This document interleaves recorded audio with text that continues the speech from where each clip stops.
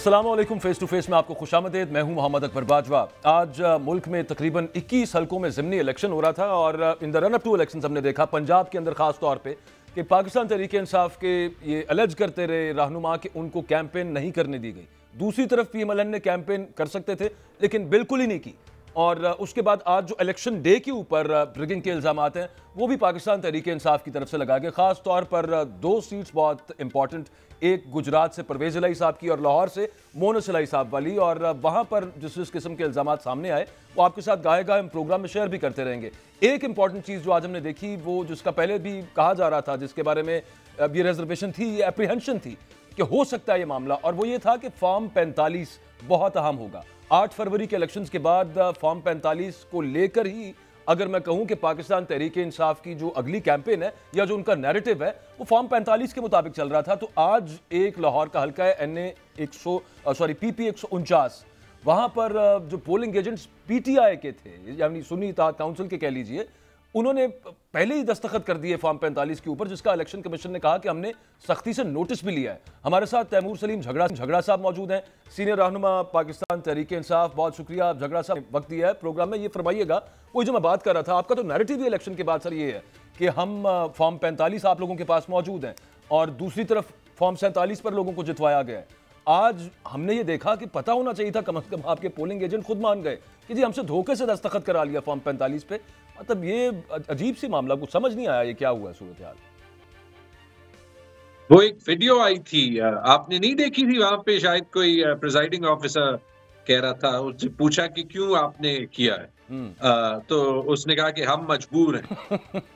Polling agent भी मजबूर है सर आपके साथ, उनको भी मजबूर कर दिया। अब फेमस लास्ट वर्ड्स ना आप देखें हुआ क्या कि 8 फरवरी को जो इनकी टैक्टिक थी वो ये थी कि इनके ख्याल में शायद जो है वो 100 में से 10-20 पोलिंग स्टेशंस मैनेज करने होते, तो इन्होंने पोलिंग डे को जो है वो साफ और शफाफ रखा। इसके अलावा के फोन नेटवर्क जो है वो नहीं था, और 6 बजे जब इन्हें सरप्राइज मिला तो इनको फॉर्म 45 के बाद जो है वो सबसे भोंडा मजाक करना पड़ा, जो सारा इंटरनेट पे पड़ा।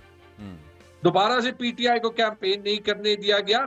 आज जो इनका कारनामा है वो ये है कि इन्होंने अपने आप को जो है वो 5 बजे से पहले ही शेम कर दिया। वो आपने दूसरी वीडियो देखी थी जहां पे वो वोटों के पूरे ब्लॉक जो है वो मेरे ख्याल में गुजरात के थे, क्योंकि वो बैलेट बॉक्स ट्रांसपेरेंट देखी भी हमने, उस टीवी स्क्रीन पे भी साथ साथ दिखा रहे हैं हम। देखिए, इसके बाद मसला ये कि जो भी ये कर रहा है उसने इलेक्टोरल प्रोसेस को इतना बदनाम कर दिया कि अगर गलती से कोई PMLN वाला एक भी इनमें से वाकई जीता हो ना, उसके माँ बाप भी नहीं ये मानेंगे कि वो वाकई जो है वो जीता है। मुझे नहीं पता कि ये सियासत के साथ क्या कर रहे हैं, क्योंकि अगर आपने जैसे रिजल्ट लिखना है, आप पहले लिख दे बाद में लिख दे, उसका कोई फर्क जो है वो नहीं पड़ता।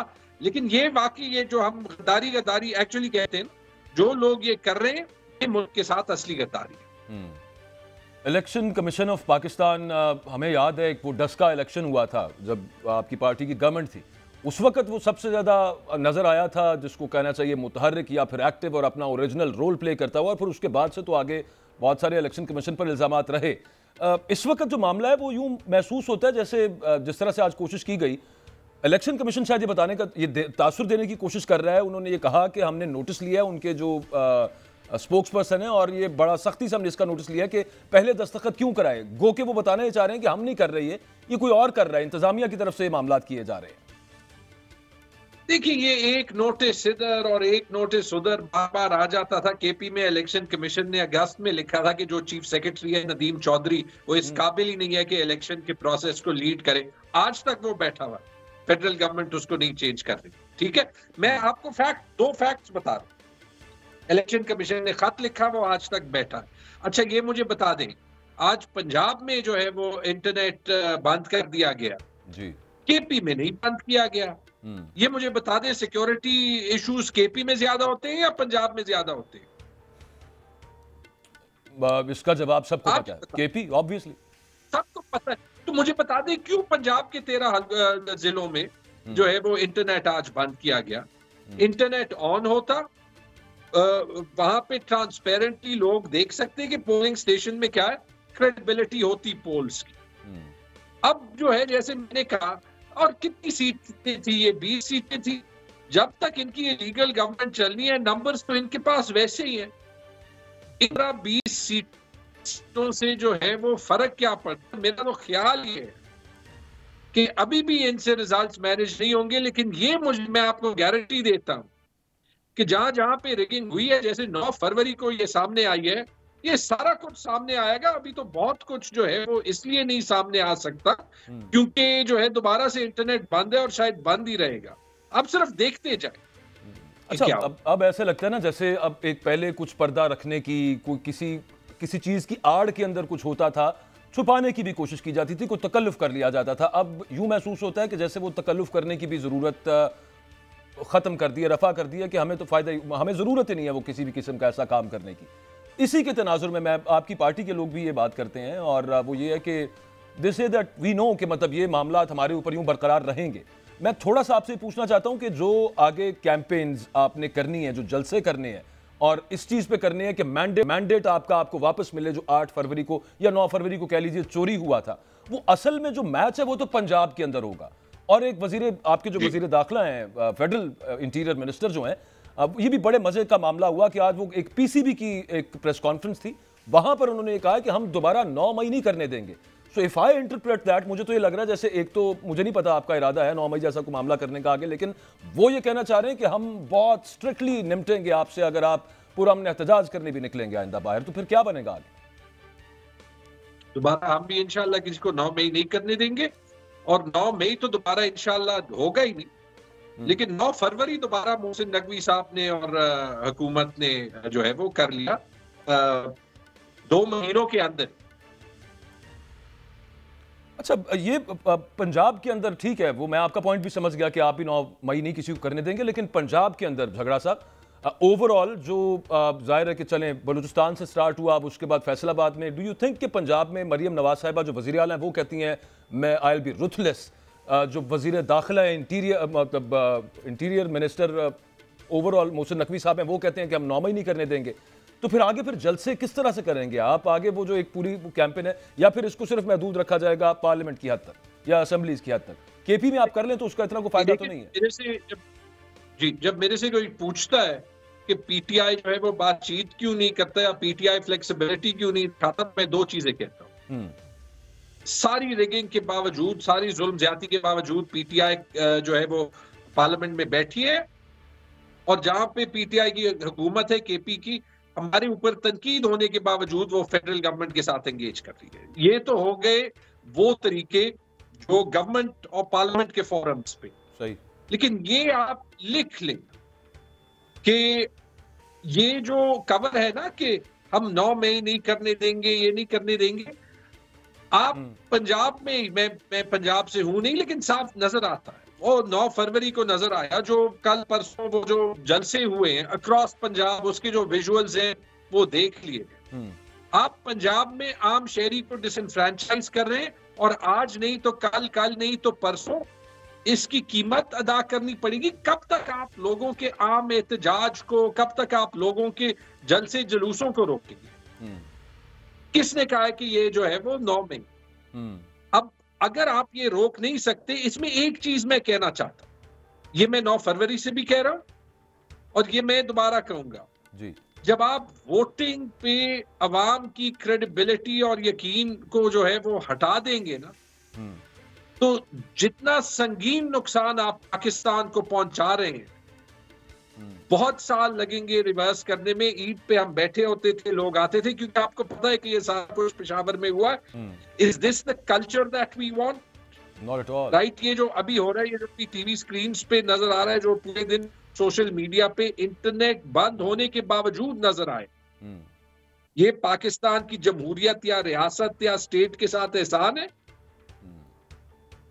अच्छा, झगड़ा साहब, यही जो आपने बात की बड़ी मतलब, और जिसने भी आपसे कहा, बड़ी मतलब खुदा ना करे ऐसी बड़ी खौफनाक सी सूरत हाल है, सोच के भी बंदा दिल दहल जाता है कि आगे चल के कुछ ऐसा हो।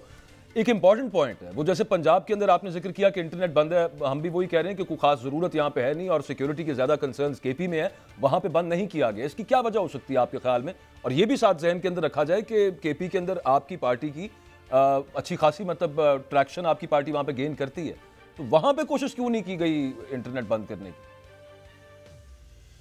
नहीं, देखिए, अब केपी जो है वो एक इलेजिटिमेट हुकूमत के हाथ में नहीं है, मैं उस हुकूमत का हिस्सा नहीं हूं।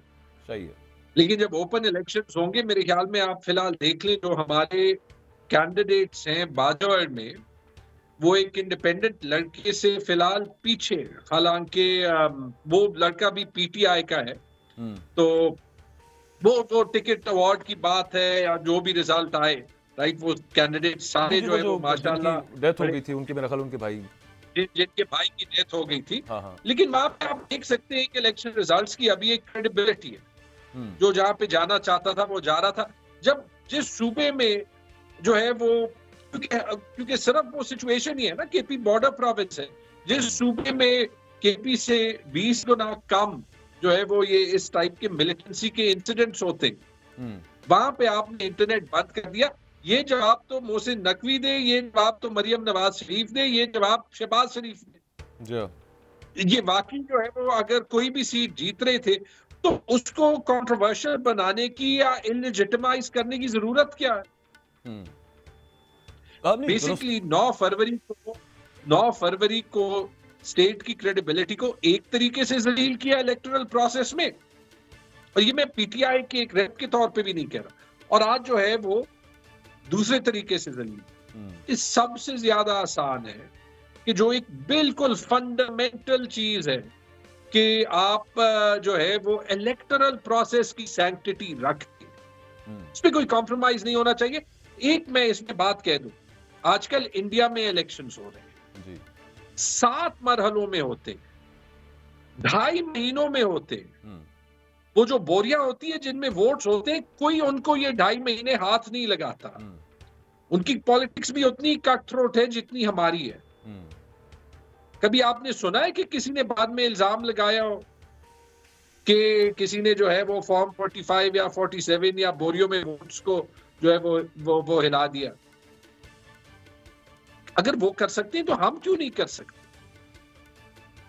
बड़ी अच्छी बात है, करना तो झगड़ा साहब हमें भी चाहिए। मैं वही आपसे जो पहले बात पूछ रहा था कि पहले कोई थोड़ा सा पर्दा होता था, कोई ढके छुपे मामलात होते थे जहां पे कोई गैर कानूनी गैर आईनी काम होना होता था।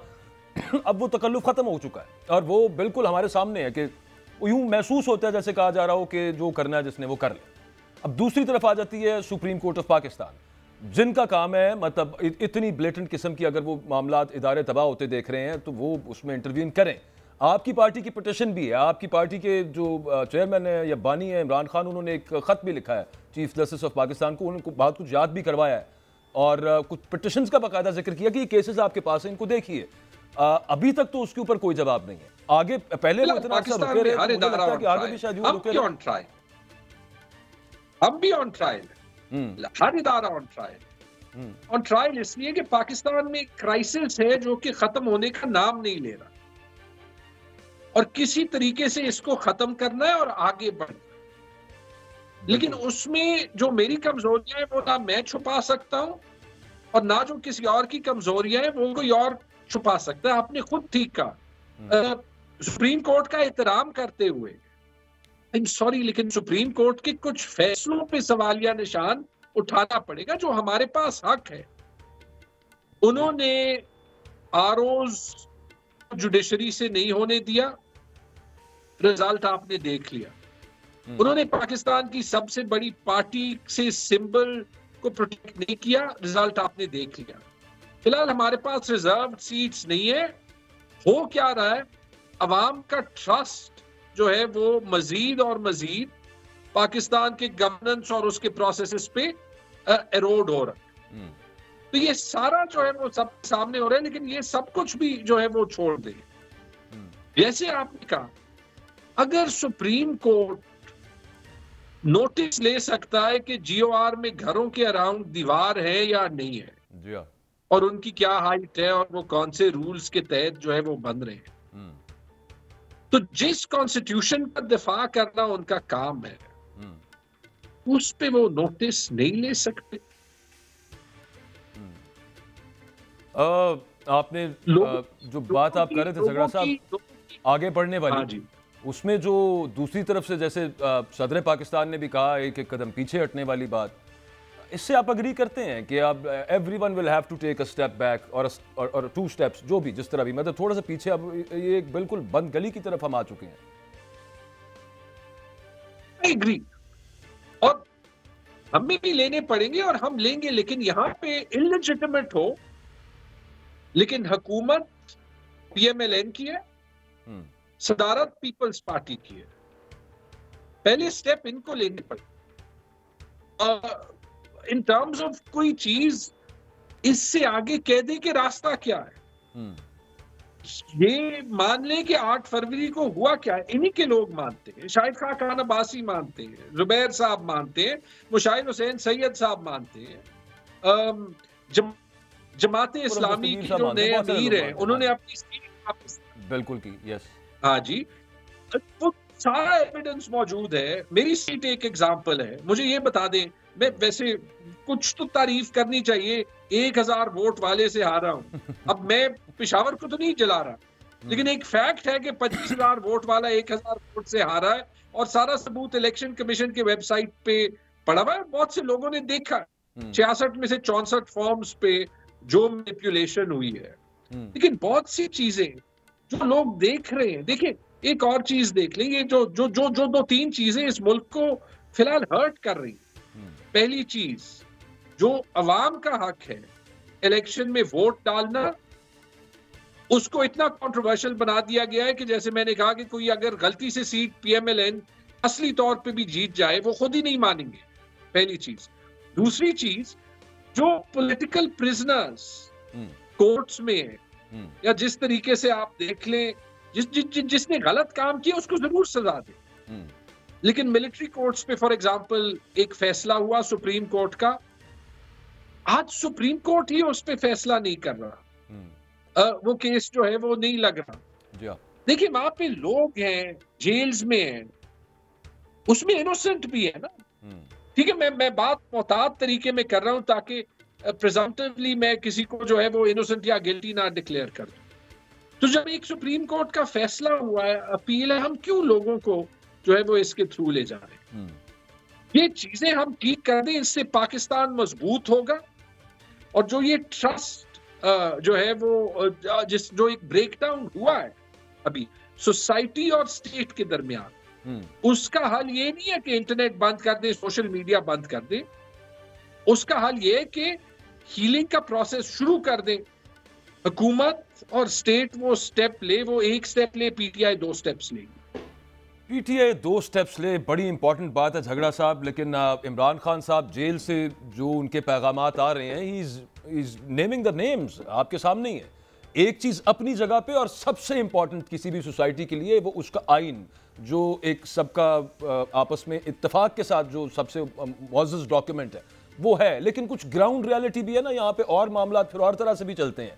जब यहाँ से हीट बढ़ाएंगे खान साहब, जब he will call the names, फिर आगे क्या ही होगा सर?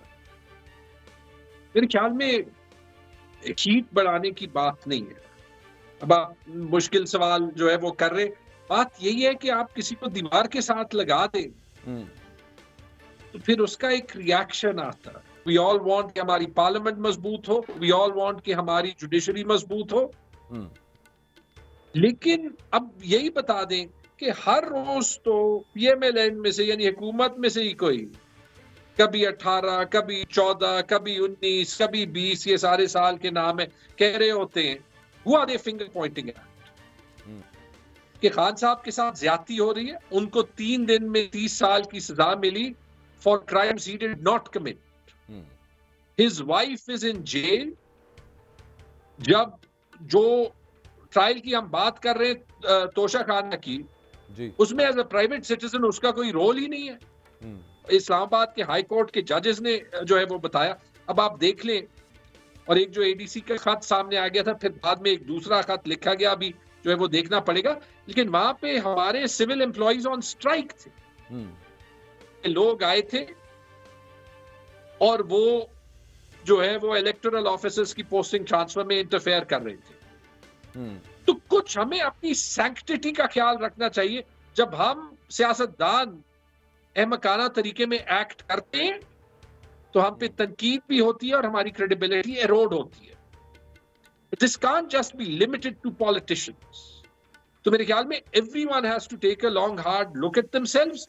वापस आने का रास्ता है, लेकिन ताली एक हाथ से नहीं बजती। खान साहब ने तो बार बार ये भी कहा है ना कि वो किसी से भी बात करने के लिए तैयार है। Let's focus on that and find a way out, because reality ये है कि आज इमरान खान पूरे पाकिस्तान के सबसे पॉपुलर लीडर है। रियलिटी ये है कि इमरान खान वाइड लीडर है जिनकी क्रेडिबिलिटी चारों सूबों में है। और रियलिटी ये है कि जो पॉलिटिकल विक्टिमाइजेशन इमरान खान के खिलाफ हुई है वो गलत है, और हमें तारीख बताती है जो नवाज शरीफ के साथ हुआ है या जो भुट्टो साहब के ट्रायल में 45 साल बाद हुआ कि ये एक ना एक दिन रिवर्स हुआ है। ये रिवर्स होते हुए हम पाकिस्तान को क्यों नुकसान पहुंचाते? मेरी सीट ना रिवर्स कर दे, लेकिन ये क्राइसिस जो है वो सॉल्व कर दे जेन्युइनली। खान साहब तो फरमाते हैं कि वो बात किसी से भी करने को तैयार हैं, लेकिन एट द सेम टाइम आपकी पार्टी के कोई लोग अगर कोई बैक चैनल, मतलब प्रिसाइसली डिप्लोमेसी तो नहीं है लेकिन चले बैक चैनल राब्ते की कोशिश करता है, उसको तो खान साहब एनकरेज नहीं करते। देखिए, द रियलिटी इज कि यहाँ पे जो पीटीआई में सबसे बड़े स्टेक होल्डर हैं वो Imran Khan. This is his vote bank. जो लोगों का ट्रस्ट है पाकिस्तान को तब्दील करने में वो इमरान खान पर है। तो इमरान खान साहब कहां पे? हुकूमत के हाथ में ही है। एंगेजमेंट करनी है, जिसने भी करनी है वो जाके कर ले। चाबी भी उनके पास है, बंदा भी अंदर बैठा हुआ है। मैं इमरान खान के बिहाफ पे क्या बात करूंगा, या इवन उमर अयूब या गौहर साहब जो है वो क्या बात करेंगे? They are playing their role. ये मैं बात इसलिए कर रहा हूं कि ये उमर अयूब खान साहब ने भी खुद कही है, बार बार कही। मतलब है कि डायरेक्टली, अब जाहिर है कि वो डायरेक्टली ठीक है, उनका तो है, और आपकी बात भी ठीक है, he is the biggest stake holder, but यूं होता भी नहीं है ना sir. Let me frame it differently जी। अगर नवाज शरीफ के लिए लाल कालीन रोल की जा सकती है और उसको जो है as a 4-year absconder record speed पे सारे चार्जेस रिवर्स किए जा सकते हैं और उनकी 17 सीट। सॉरी झगड़ा साहब, सॉरी मैं एक छोटी सी बात, आप मुझे समझ आ रहा है आप वैसे क्या कह रहे हैं, मैं सिर्फ मैं भी अपना सवाल थोड़ा सा रिफ्रेज करता हूं। अगर नवाज शरीफ साहब मोहम्मद जुबैर साहब को कोई रिस्पॉन्सिबिलिटी दे सकते हैं, आप समझ रहे हैं मैं क्या बात कर रहा हूं, तो इमरान खान साहब क्यों नहीं दे सकते? नहीं दे सकते, वो बात नहीं है। वहां पे एंगेजमेंट जो है वो, बट द पॉइंट इज कि डील्स की सियासत ने और गलत कॉम्प्रोमाइजेस की सियासत ने पाकिस्तान को एक्चुअली तबाह बर्बाद कर दिया। आज डेथ हुई है रोहिदाद खान साहब की, बड़े अकॉम्प्लिश्ड सिविल सर्वेंट थे, फिर मिनिस्टर भी रहे, इस्लामाबाद में जानी पर्सनालिटी भी थे। उन्होंने 1997 में एक किताब लिखी थी, पाकिस्तान अ ड्रीम गॉन सार, एक ख्वाब जो कि खराब। अब आप सोचें, और उसकी किताब की बैक फ्लैप पे लिखा हुआ है कि 50 साल बाद भी पाकिस्तान पॉलिटिकल स्टेबिलिटी ढूंढ रहा है। 1997 में और आज में 27 साल और हो गए। ये हमारी कैपेसिटी में कोई फर्क है कि 77 साल बाद भी हम एक सिंपल सी पॉलिटिकल स्टेबिलिटी और एक सिंपल सा गवर्नेंस सिस्टम नहीं ढूंढ सकते? या ये जो है वो हमारी नियत और एक्शंस में कोई फर्क है? और अगर कोई फर्क है और पाकिस्तान वाकई हमें मैटर करता है, फिर हमारे इंडिविजुअल पोजीशंस कम मैटर करेंगे, सिस्टम की इंटेग्रिटी ज्यादा मैटर करती है। उसमें एक इदारा मैटर नहीं कर सकता, उसमें आईन, कानून और कानून की बालादस्ती जो है वो मैटर करती है। एंड ऑनेस्टली अभी मेरे ख्याल में, मेरे लिए फॉर एग्जाम्पल, वो जो जंग है वो ज्यादा जरूरी है बनिस्बत ये कि जो है वो मैं मिनिस्टर बनूं या मैं अपनी सीट वापस ले लूं। और पीटीआई में आपको ये इमोशन बहुत नजर आएगा, but the rest of the country, जिसको सपोर्ट हमसे बहुत कम हासिल है, बट वो स्टेक होल्डर्स हैं, also have to take a look in that. अब आखिरी झगड़ा सा ब्रीफली, मतलब आपने बड़ा जिन चीज़ों को आपने टच किया है वो बड़ा, मतलब मैं कहूँगा कि बुलजाए एग्जैक्ट मामलात को, एट द सेम टाइम जो रियलिटी है उसके मुताबिक do you agree to me कि मामला तो अब इस वक्त दुआ पे ही है, कुछ ज़्यादा दबा का लगता है खास असर नहीं है, दुआ ही करनी चाहिए।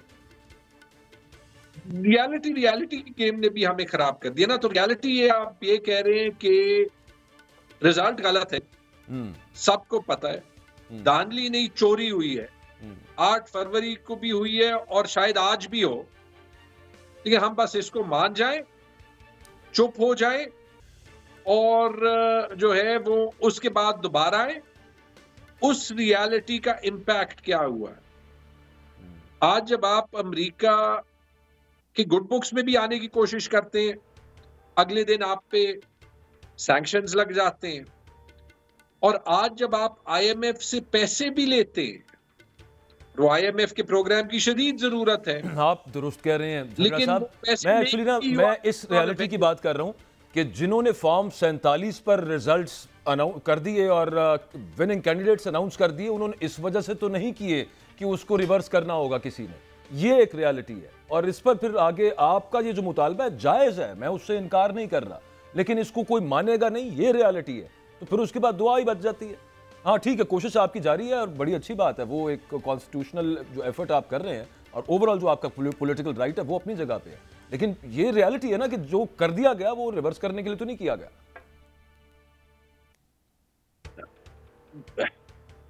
मैं आपको एक वाकया सुनाता हूँ। 2010 में जब मैं कंसल्टेंट था, पाकिस्तान में हमारा इतना काम भी नहीं होता था, एक हमारा प्रोजेक्ट था नेशनल ट्रेड कॉरिडोर को बनाने में, जो बाद में मेरे ख्याल में फिर सीपैक बन गया।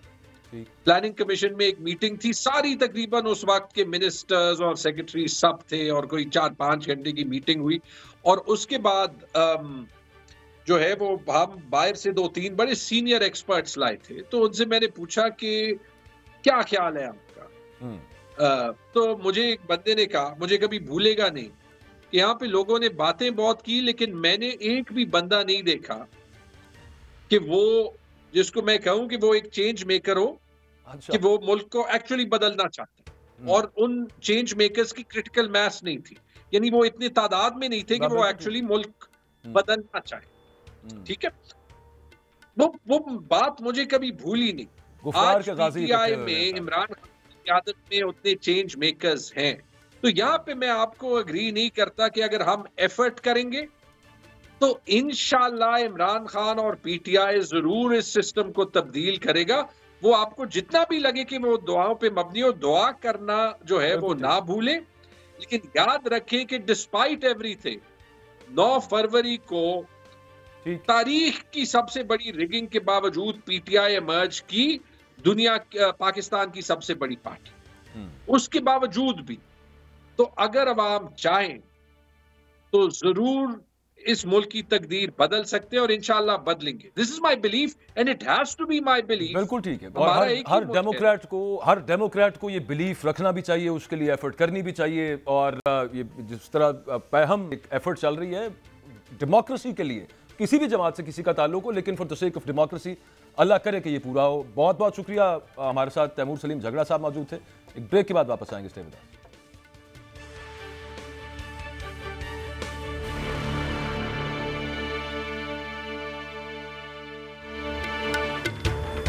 Welcome back.